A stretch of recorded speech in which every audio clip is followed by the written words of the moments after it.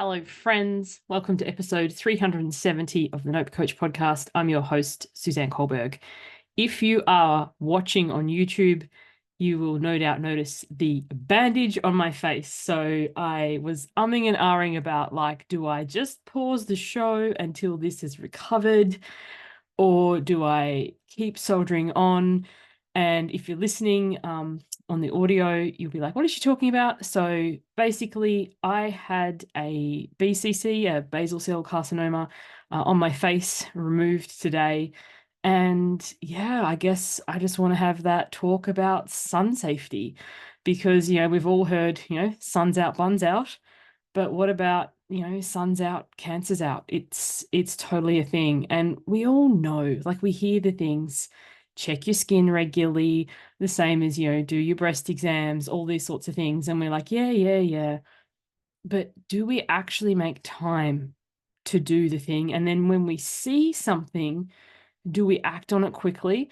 Or do we kind of just, oh, it'll go away? So this cancer, what turned out to be a cancer on my face, I noticed it and I thought, oh, it's a pimple. It's kind of annoying. And the irony is not lost on me that sometimes we're like, oh, it's a pimple. It's the worst. But then you're kind of like, I want it to be a pimple because it could actually be something else. So when it didn't go away, I was like, oh, and it can be so easy to think, oh, I'll get it checked next week. I'll put it off. And, our lives are so busy. Each of us, we have so many responsibilities. We have so many things, so many people counting on us, work, family, children, people we're caring for, and so on and so forth, that it can often be so easy to put ourselves at the end of a very long to-do list. And we know that, to-do list being never ending, we often don't get to our self things. So how to make ourselves a priority and cancel things and perhaps inconvenience others so that we can get our own health checked and seen to and looked after and move things around. And people are, for the most part, so understanding. They don't need the ins and outs. I didn't tell my clients and my group what I was doing. So for some of you, surprise. Some of you I spoke to this morning. I had a call this morning and then I went and had this done. The skin cancer specialist I saw was absolutely fabulous. And I remember at the end of the session, I was like, thank you so much. I hope to never see you again. If I do need to come back, I'll ask for you because the treatment, the service, it was smooth, it was painless, it was fairly quick. But yeah, sometimes you see someone, you're like, yeah, I hope to never see you again. But all of this to say, where in your life, what is the inkling? Maybe you've got a blood test, what do they call it? Referral written out or a scan, and you're like, oh yeah, I'll get to that. And then, sometimes when you do ring up to make these appointments, you can be waiting for months. So if you've first of all, if you've noticed a lump, a bump, something like that, that you're like, oh, I'll go to the doctor next week. Oh, I'll go to the doctor next week. And you wait several months before you get to the doctor, then you get the referral. You could be waiting several months because of the healthcare system. I really encourage you to, err on the side of caution. Leave the Nile being a river in Egypt and not denial of putting yourself last and getting the things seen to, because it'd be much better to be like, oh, it's nothing, than to leave it and have it become something. And particularly, with things like skin cancers or, other sorts of cancers, if they're found and discovered early enough, it can be a nip, a stitch, a minor inconvenience, a video with a band-aid on your face. And hopefully that will be the end of it. And then discussing I have a follow-up. So basically the doctor sent this off today for a testing and looking at the margins to make sure it was all excised. Hopefully I'll get the call saying, yep, excision margins are fine, and they will see me again in a year. So now that I've had a skin cancer, I have a yearly checks. That's the thing to follow up with.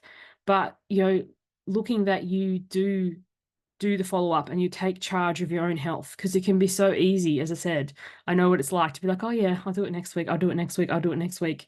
And then something that was small, like if I'd left this thing on my face, also given the proximity to my eye, and it's not even my droopy eye. For those of you who were following along, I had a not so nice comment a couple of weeks ago, or maybe it was only even last week, about my lazy eye that used to bother me. And I was like, and now it's like on the good eye side. But all jokes aside, is there something that you have been putting off? How can you take charge, make yourself a priority today, get it seen to, get it sorted out, and notice what comes up for you, the discomfort? Because to some people, like when I go to see the skin cancer doctor, this is what he does all day, every day. He just whips these babies off, stitches people off, and sends them on their merry way. To him, it is nothing. It's a non-event. It's not even that difficult a position, this particular cancer. But to the person going through it, it's monumental. It's not just a minor inconvenience. This is what I do all day, every day. It's a disruption. It can be scary. There's so many thoughts and feelings and things that go along with that. Don't downplay. Don't dismiss that. Notice what comes up for you and allow it to be. And, manage your feelings and emotions and nervous system, and, do what is best for you. And seek the support from people who are supportive for you. So I did tell a couple of people I was doing this today. I have received some lovely messages. You've got this. Let me know if you need anything. Here's a funny meme. You'll be fine, which, is what I really, really loved. But there are sometimes, when we reach out to people and who've been through something and they're like, oh, it's nothing, and treat it like it's a non-event, that can actually be dismissive. Of all things, what's coming to mind is my wedding, which is the opposite of something detrimental. It was a really, really exciting day. I remember when I was getting married, I was so excited, and going to the hairdresser who was going to do my hair for the big day. So I booked in. It's like, are you available on this date? I booked in, and she was like, yeah. Just treated me like I was a transaction. No excitement. Like I was like, it's my wedding. Oh, yeah, we do weddings. And I remember saying to my sister afterward, I just felt like a transaction. I felt like a number. And I went with her to visit her hairdresser, and she was just getting her hair done, like a regular hair treatment, and I was tagging along. And her hairdresser's like, what, you're getting married? And they were like, oh my God, congratulations. And I was so excited. When is it? And I was like, that's what I wanted from my hairdresser. And I was like, are you free on this day? And anyway, it turns out they weren't. But long story short, they made an exception and they ended up doing my hair. And that was the kind of reception I wanted.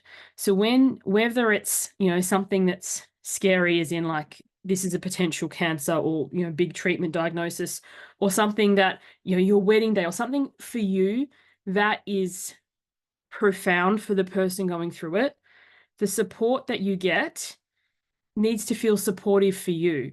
I love the person who did my face today, because he didn't treat me like, oh, I do this all day, every day, it's fine, next. Like, I didn't feel like a transaction. My concerns were heard.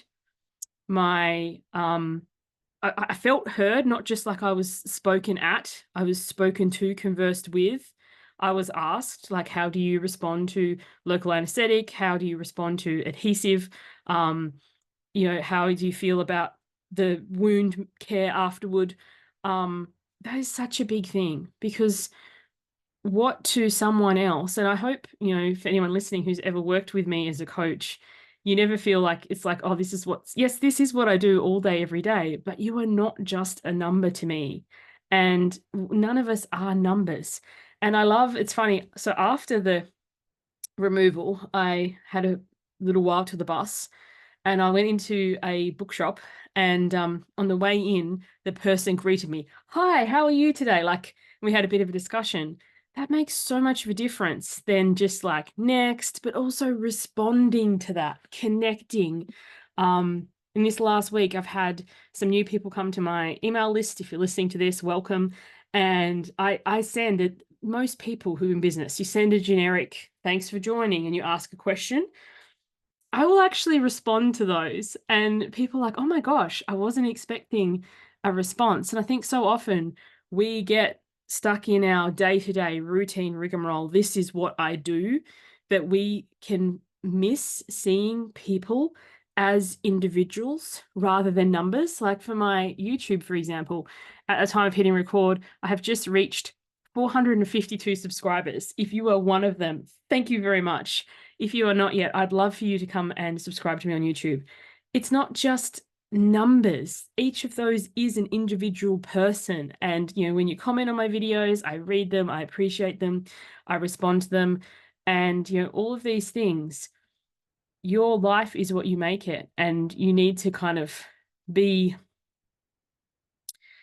assertive, I suppose. I never thought that'd be a word that I'd use, but assertive about creating the life that you want. And when there are things, lumps, bumps, things you're like, oh, I should get that checked. It's, I'm of that age where I should be getting my, scopes done or my scans done. It's like, oh, I'll put it off.